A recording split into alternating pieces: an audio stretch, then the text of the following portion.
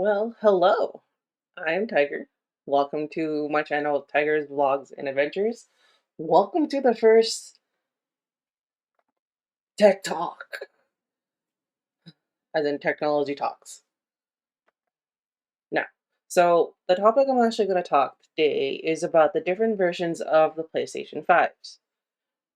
Why I decided to do this? Just because I work in retail, and one of my things is also working in electronics itself. So knowing the different types of technology does come in handy, especially when I'm trying to sell gaming consoles. Now, back to the topic at hand. PlayStation 5. So if you're a parent trying to learn the different types of PlayStation 5s itself, or like you're someone that's getting into a newer console, welcome. I personally own two PS5s, and at the time before, whatchamacallit, I lost the term.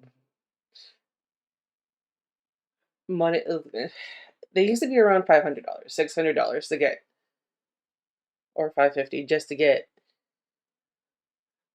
the PS5 that comes both physical and digital. Now they went up. Alright, so the first one I'm going to talk about is the PlayStation 5 Slim, which they're actually all going to be slim for this matter, is the PlayStation 5 Digital. Now, in the picture that is being shown, with this, it's just strictly digital, meaning all the games you have to buy is strictly online only. What I mean that by that is you have to buy the games on the PlayStation Network store. So you would have to have an account just to actually buy the games. Now, if you're part of like the membership thing that you would have to pay, like the Essential Pro, and so forth, you do get free games, but that is also a yearly subscription. Now, you can get a $70 worth item to actually play a physical disc on the digital itself, but it's honestly not that worth it. Let's say if you want to go more for the one that does both, I would say spend the extra money for it. Now, whereas storage goes into it, I want to say there's only 825 gigabytes worth of storage, which is not a lot depending on the games itself. And it depends on which the games you play as well too. So I'm like one of my games that I like to play is not Assassin's Creed. Well, that yes, Assassin's Creed. And one of those games is like 150 gigabytes worth of storage. Now that adds up. Don't get me wrong. And you can get an external hard drive where you can actually put on the back of the PS5, but it only works for the PlayStation 4 games, which kind of sucks. So you can also play PlayStation 4 games on the PlayStation 5 itself, which is great. It's perfectly fine. But now, if you want to play the PS5 games on that external hard drive, you can't. It's just there for storage. Whereas you can get an internal uh, storage card to put it actually in the PS5, at least with all of them, you can do that, which is great. Now, other than that, that's the digital. Next one I want to talk about is the PlayStation 5 Slim, physical and digital. When I mean physical and digital, meaning you can play physical discs like let's from PlayStation 4 and 5 on the console itself, which is great and wonderful. And buy the games, let's say buy the games digitally through the PlayStation Store network. If you, and this is the picture shown above or shown here. The nice thing about it, so it depends on preference itself. So My personal preference may be different from the person you're getting this for, or for your preference. Honestly, if I know I am planning on keeping the game itself, I will buy you digitally. Now, if I want to try out the game real quick, I will buy the physical game, and then I can actually go to GameStop and put that money towards a different game or a different item that I like or that I know that I need. That's me. I mean, I still have physical discs at home that I actually play with, so I'm like, it depends. But other than that, it's good. Same thing like the digital itself. You can put an external and internal storage inside of it or an outside of it. Both my PlayStations have a 2 terabyte SSD that I installed myself, and I just have to YouTube how to install them. Now, for the physical PlayStation 5, it comes with a 1 terabyte worth of storage.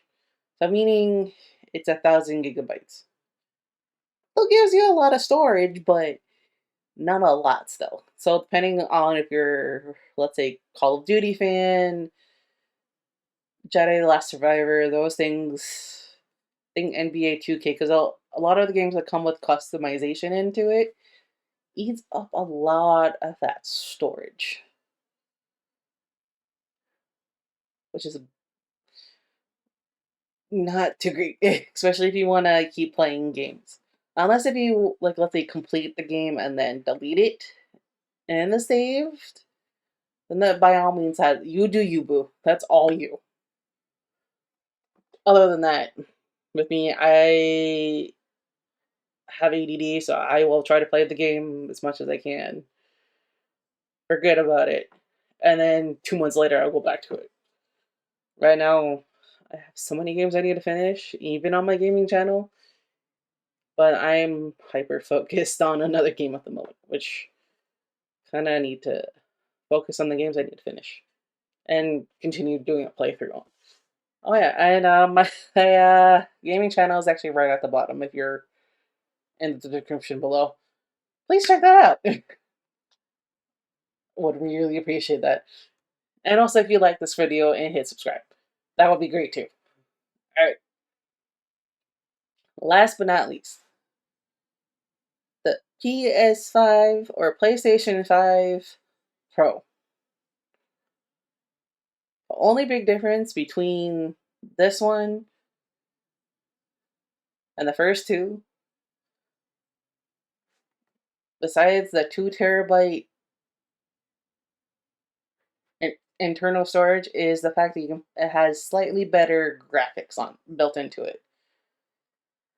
The sad thing on it, unlike the PS5 that does the physical and digital, the PS5 Pro only does digital.